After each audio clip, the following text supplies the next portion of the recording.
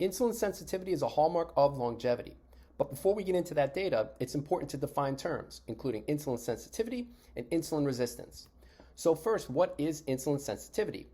So when looking at the fasting state and when the person is insulin sensitive, blood glucose levels are maintained by gluconeogenesis, which just simply means the liver produces new glucose molecules, and that glucose is then taken up by target tissues, including the brain, adipose tissue, or adipose cells, fat cells, and muscle.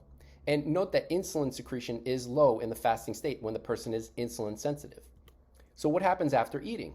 Well, in the fed and insulin sensitive state, the rise in blood glucose that accompanies a meal triggers the pancreas to release insulin. And then insulin then triggers the target tissues, including the brain, adipose cells, and muscle, to take up glucose. Now, blood glucose levels then fall after this process, which removes the stimulus, the increase in blood glucose after eating, for insulin secretion. So insulin levels correspondingly decrease when in the insulin-sensitive state after eating. Now, note that gluconeogenesis is a minor contributor to the blood glucose pool when in the fed state and when the person is insulin sensitive, as insulin suppresses gluconeogenesis. So in the insulin-sensitive state, there should be minimal gluconeogenesis by the liver because insulin suppresses it. All right, so what happens in the insulin-resistant state? So when in the condition where there is insulin resistance, target tissues are resistant to the effects of insulin, which leads to increased circulating levels of glucose. And also note that the liver increases its production, or there is increased production of new sugar, new glucose, gluconeogenesis by the liver in the insulin-resistant state, because the liver is also resistant to the effects of insulin, so it continues to produce new glucose molecules. Now, adding fuel to the fire, the pancreas tries to compensate for the rise in blood glucose by releasing even more insulin, as shown there, so compensatory hyperinsulinemia. And in that case, blood glucose levels would fall, but at the cost of having high insulin levels. So just to summarize, in the insulin-resistant state, we can have normal levels of insulin, but high glucose, high levels of insulin, but normal levels of glucose, and then both high levels of insulin and high levels of glucose. And it's important to note that data for insulin and glucose, rather than only glucose or only insulin, is more instructive for insulin sensitivity status than either of these molecules or metabolites alone. So let's jump into the data. So first, calorie-restricted mice have an increased lifespan, and if you're a frequent viewer to this channel, you should already know that because I've already presented a lot of that data. But nonetheless, we're going to look at their insulin sensitivity status. So here we're looking at percent survival on the y-axis, plotted against age or how long the animals lived. And when we go to average survival, so the 50% mark, this is when half of the population has died and half is still alive. We can see that calorie-restricted mice, so this is NCR, so normal mice on a CR diet, the orange triangles, when compared with the blue triangles, there's an increase in average lifespan. And in this study, it was 30% calorie restriction. So the animals ate 30% less than the normal mice who ate as much as they wanted. So what's the insulin sensitivity status of calorie-restricted mice that had an increased average lifespan? And that's what's shown here. So glucose and insulin levels. For the normal mice, they ate as much as they wanted, normal ad lib, AL, and the normal mice that ate 30% less calories. So first, note that glucose levels were not significantly different between those two groups. So you can see by the superscripts, the letters A and A, the same superscript means that there was no significant difference. But notice that the mice that were calorie restricted had significantly lower levels of fasting insulin. In this case, there was a 60% reduction in the calorie restricted mice. Now, as I mentioned in the previous slide, combined data for glucose and insulin offers more insight about insulin sensitivity status than either of these two alone. And one method for looking at the combined effect of glucose and insulin is with the homeostatic model assessment, also known as HOMA, which equals glucose in millimoles per liter times insulin in milliunits per liter, and then divided by 22.5. So for anyone that's got glucose and insulin data by blood test, I'll post a link to a HOMA calculator so you can get a sense of where your values are. Now, a lower HOMA value is reflective of insulin sensitivity, whereas a higher HOMA value would be a situation when there is less insulin sensitive.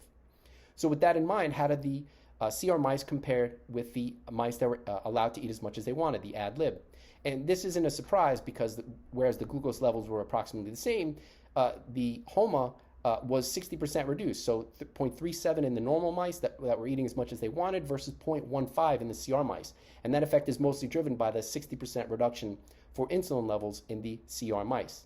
Now note that there are other lifespan curves on this chart. So what were those animals and what's their insulin sensitivity status? So the green circles are animals where growth hormone-releasing hormone was knocked out. So a protein that is responsible for release of growth hormone was knocked out. So there should be less growth hormone being in systemic level. There should be less systemic levels of growth hormone. So these are KO, which means that the protein was knocked out. So growth hormone-releasing hormone knockout mice. And we can see that their average lifespan is significantly increased when compared with the wild-type animals that were allowed to eat as much as they wanted. But no difference in maximal lifespan for the knockout mice or even the CR mice when compared to the normal mice, wild-type mice that were allowed to eat as much as they wanted. All right, so the knockout mice, this growth hormone-releasing hormone knockout mice, they had an extension of lifespan. What's their insulin sensitivity status? And that's what's shown here. So again, we're going to look at the normal mice that were eating as much as they wanted, AL, the CR mice, and then the knockout mice that were eating as much as they wanted, ad lib. And what we can see is, first, that the glucose levels in these knockout mice were lowest of the bunch, so about 20 milligrams per deciliter lower. And although the insulin levels in these mice were similar to that found in CR, notice that the superscripts B and B are not different, the knockout mice had about a more than 50% reduction in insulin when compared with the wild-type mice that were allowed to eat as much as they wanted and that had normal levels of this growth hormone-releasing hormone protein. So what about their HOMA status? And we can see that they have HOMA levels, the HOMA value, that's very similar to the CR mice, even though they're not calorie restricted. And again, more than 60% reduced when compared with the normal mice that were allowed to eat as much as they wanted. So with this in mind, there's still one curve left that we haven't talked about and that has the longest lifespan of them all. What's the insulin sensitivity status of those mice? So for the red circles, they then calorie restricted the growth hormone-releasing hormone knockout mice. And we can see that the average lifespan of those mice was the longest of them all. And also note that the maximal lifespan was also increased when compared with the other three groups. In fact, you can see that they reached 50 months of age, which is a rarity in mouse studies. I mean, very few interventions get to 50 months of age.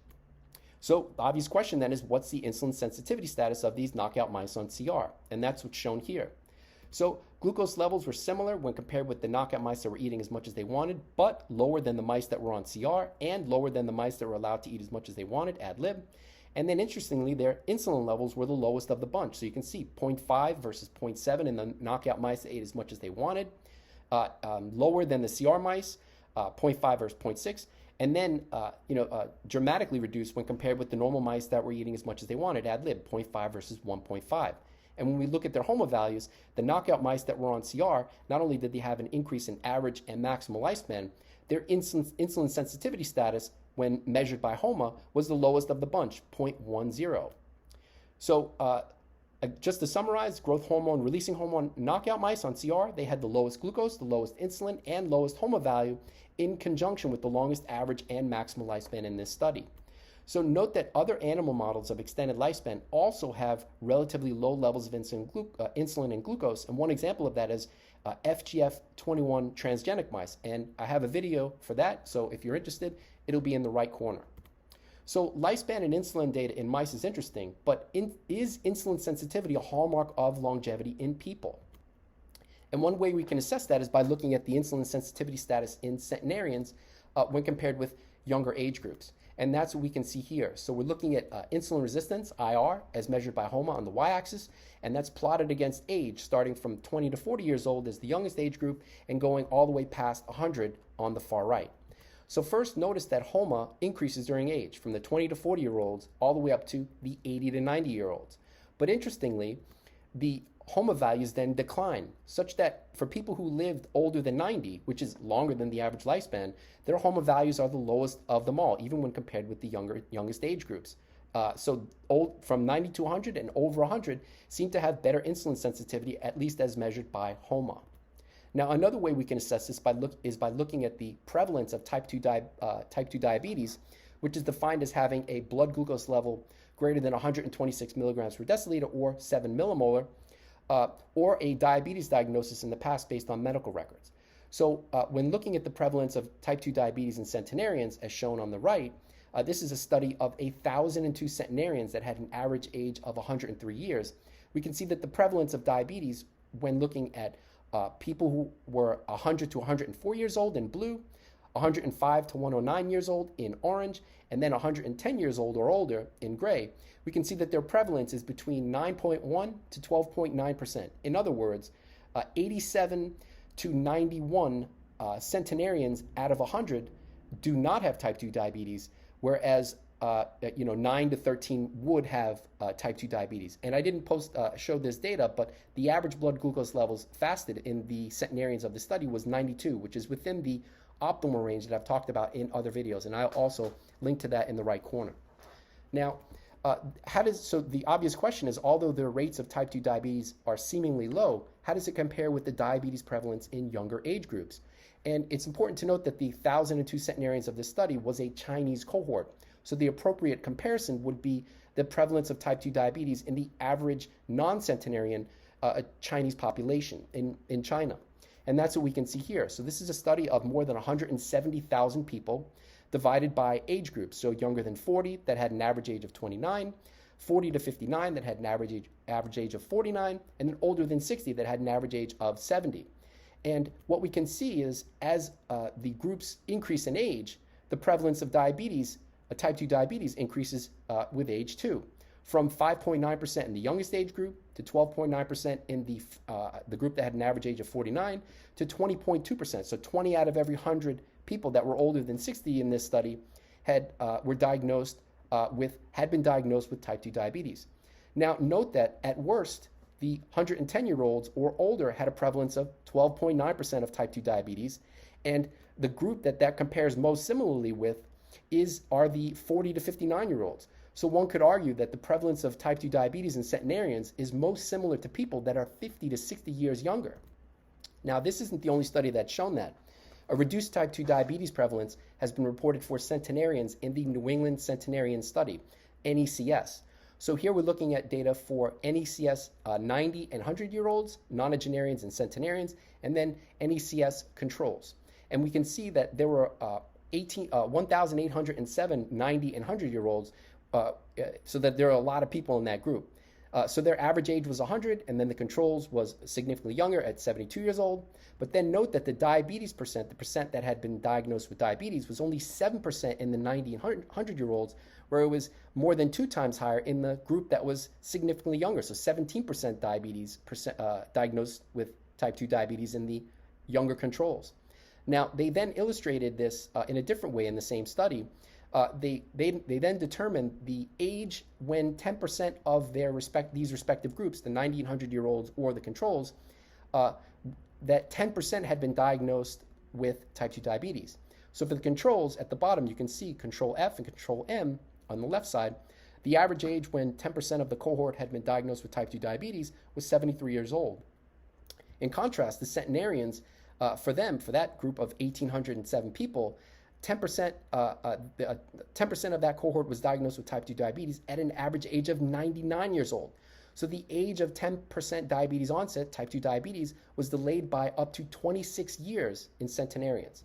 So if the goal is longevity, making sure that glucose is optimal within the 80 to 94 range milligrams per deciliter, and again, I'll link to that in the right corner if you missed that video, and making sure that insulin levels are relatively low may be an important approach.